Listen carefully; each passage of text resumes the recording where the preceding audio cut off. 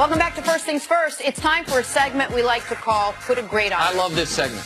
Where Nick and Cece put a grade on things. It's very complex. Let's see if you guys understand it as I move forward with the directions. Did you get the instructions on put a grade on it? Grades on things, yeah. Okay, so I guess you already know how it works. For it. Let's start with the Eagles, who are entering their bye week with an NFL best record 8-1. CC, put a grade on the Philadelphia Eagles so far this year.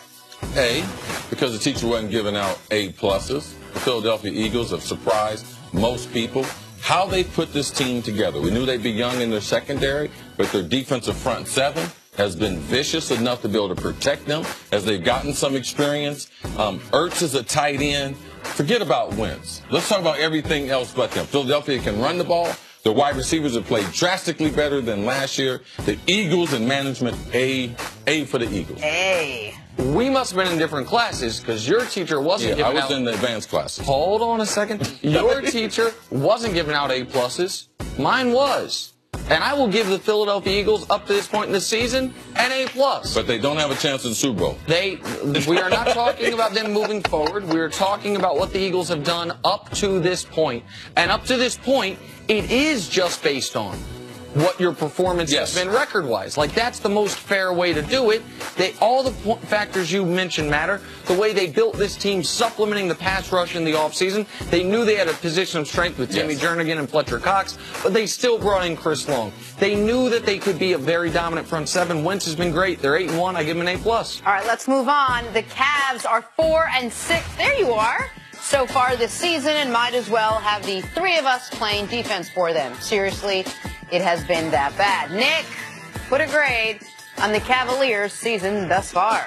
I give them an F. You cannot have a player playing as well as LeBron and your team is playing as poorly as it is. If the playoffs started today, they'd be out of the playoffs. They have the worst defense in basketball. They have one of the worst I think they have the worst first quarter margin in basketball. They are playing slow. They are playing uninspired. And that's despite the fact that they have the MVP through 11 games. So I give the Cavs an F cumulatively. Yes, I have to somewhat agree with you, but I'm going to give them a D. And the reason why is because of LeBron. LeBron has played well in most areas of the game. Now, he's not exerting a lot of energy on the defensive end, so I give him a D, and it's not coaching. The players aren't prepared. I got a lot of confidence in Ty Lue. But this is a team that didn't come out of training camp in shape. They're playing bad basketball against bad teams. Forget about good teams and a non-rebounding, non-defensive team. How do you get better? Like, I don't see them getting better anytime soon with Tristan Thompson being out for over a month with the torn calf. Well, without LeBron, you still give them a D or an F? Because we're going to talk about LeBron now. Forget the words I just said. Lone positive note for the Cavaliers is that guy, LeBron James, having another strong season, averaging almost 29 points, 9 assists a game. Okay, Nick, put a grade on LeBron's season so far. Did you say a strong season? How about one of the best seasons ever for the best player ever? LeBron James, one of his best seasons ever, or NBA documentation. Right. Both. If it's one of the best seasons LeBron's ever played, it's one of the best seasons anyone's ever played. He gets an A. He gets an A. The only reason he doesn't get an A+ is because the team is struggling and he's been lackadaisical on defense. But on offense, what do we have for the greatest player of all time? Oh, a career high in assists.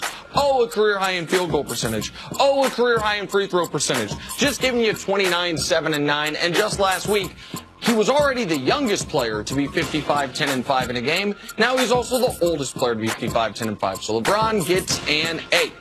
Got to disagree with you. Got to give LeBron a B. And a lot of that's based on the defensive end. LeBron is not playing with the type of energy that we're used to seeing.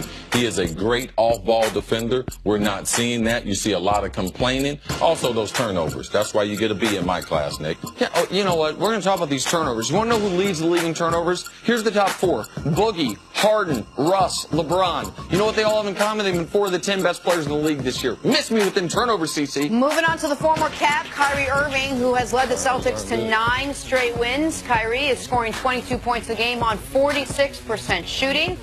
Stacey, put a grade on Kyrie's season. After everything he's been through, because you have to put the trade and the transition to Boston and being their franchise player, all the news about LeBron, did he say goodbye, LeBron, how that went down, I'm going to give him an A. And the reason why, he's not trying to go out and get 30 a game. He's trying to fit in with his teammates. He is the face of this franchise, and the younger players around him, you see them developing because he's giving them an opportunity.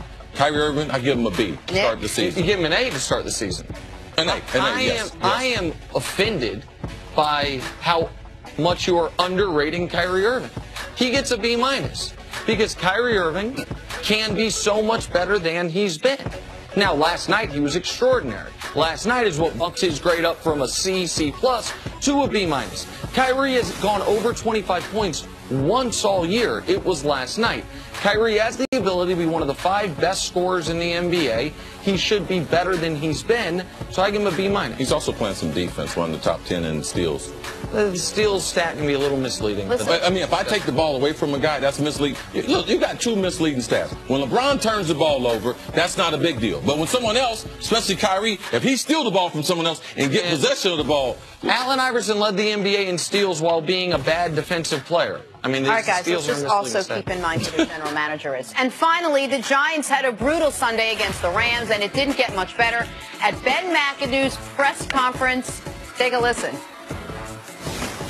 Would you say that at halftime?